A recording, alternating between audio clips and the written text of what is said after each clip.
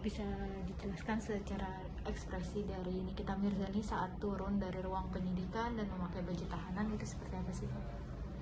Buat saya Nick Mir itu ketika dia turun pakai baju tahanan, senyumnya dia itu tetap senyum lepas biasa, jadi nggak ada istilah dia itu terlihat ekspresi takut, ekspresi sedih, ekspresi bingung itu nggak keluar.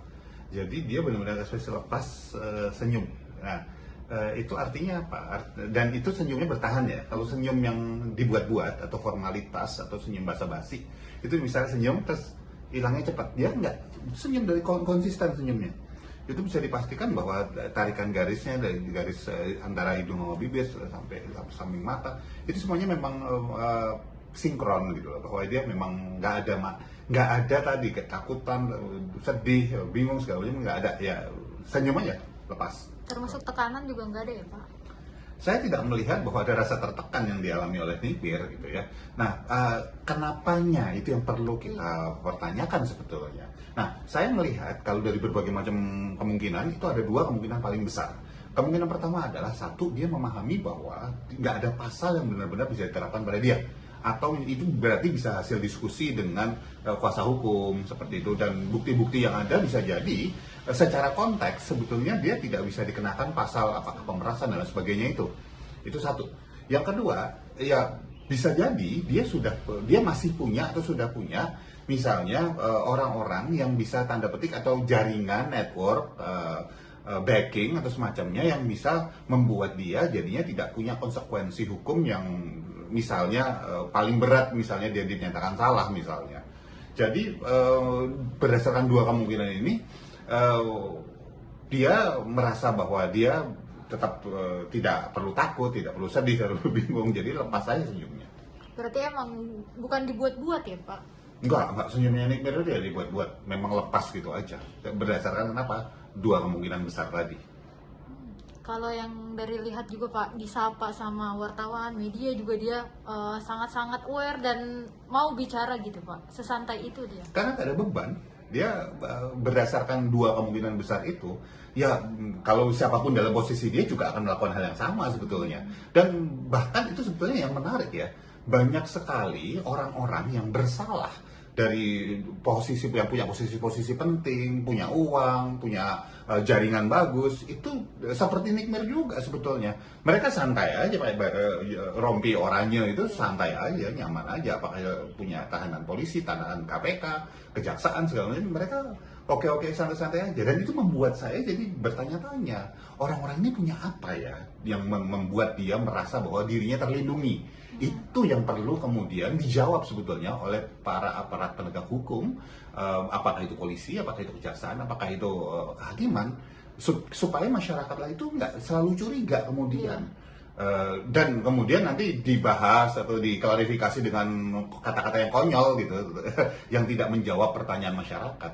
Kan itu sebetulnya yang harus diklarifikasi, bukan oleh tahanannya, oleh aparat penegak hukumnya. Yang tadi itu aparatnya ya Pak, berarti yang harus berbicara masalah ini, kenapa dia sesantai itu gitu-gitu ya Pak? Oh iya, istilahnya apakah kemudian kasusnya ini beneran kasus yang jadi-jadian, atau kasus yang sebenarnya nggak ada kasus tapi kemudian dijadiin kasus karena satu dan lain hal, sehingga posisinya Nick Mir sendiri merasa bahwa nggak ada kasus sebetulnya, nggak akan masuk nih sebetulnya, nggak berhak gitu dia, nggak akan kena juga dia karena kasusnya pasal yang diterapkan itu nggak sesuai misalnya ya. Artinya aparat penegak hukum harus menjelaskan kok bisa jadi ada kasus seperti ini, kalau kemungkinan pertama atau kemungkinan kedua memang masuk pasalnya, tetapi dia merasa bahwa dia punya, apakah kemudian jaringan yang bagus, apakah dia posisi karena punya uang, posisi dan lain sebagainya yang kemudian bisa berpengaruh terhadap hukum. Nah, ini juga harus dijawab oleh aparat penegak hukum gitu. Apakah benar-benar seperti itu, atau ini cuman istilahnya selama ini cuman nggak kejadiannya, harusnya nggak seperti itu gitu loh. Tapi kan akhirnya masyarakat jadi bertanya-tanya. Jadi pro dan kontra juga ya Pak, dari Nick Mir yang santai banget ini, sapa-sapa wartawan juga, jadinya pro dan kontra nih, sebenarnya ada apa di belakang ini ya Pak? Saya nggak tahu siapa masalah tentang pro dan kontra itu, tetapi yang jelas makin banyak suara-suara di masyarakat yang makin tidak percaya atau kehilangan kepercayaan terhadap aparat penegak hukum dalam menegakkan hukum.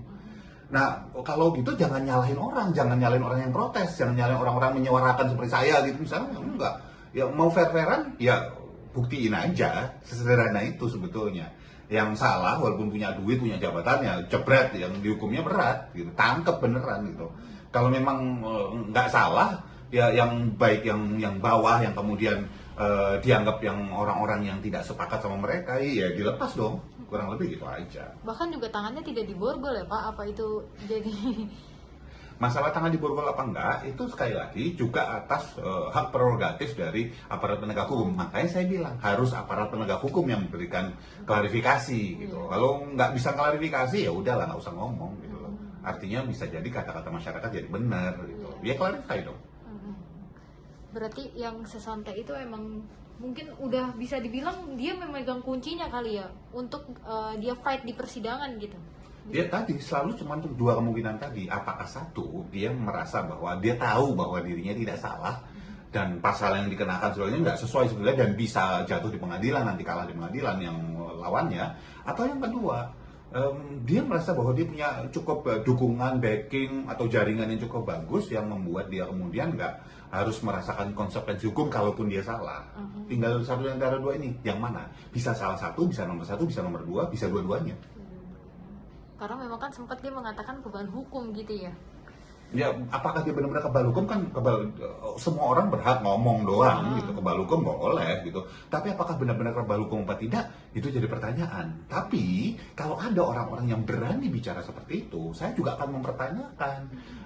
Kok orang-orang ini berani? Artinya kan dia mungkin nggak cuma isapan jempol. Kalau satu dua orang yang ngomong, ya bisa jadi itu jawaban isapan jempol. Tapi kalau banyak orang yang kemudian tanda petik berani ngomong atau bertindak seolah-olah kebal hukum dan kemudian ternyata terbukti gitu, itu melukai hati masyarakat. Dan buat saya aparat penegak hukum punya PR yang sangat besar di situ. Dan nggak usah cuman klarifikasi omong-omong doang gitu loh, buktiin aja kalau enggak.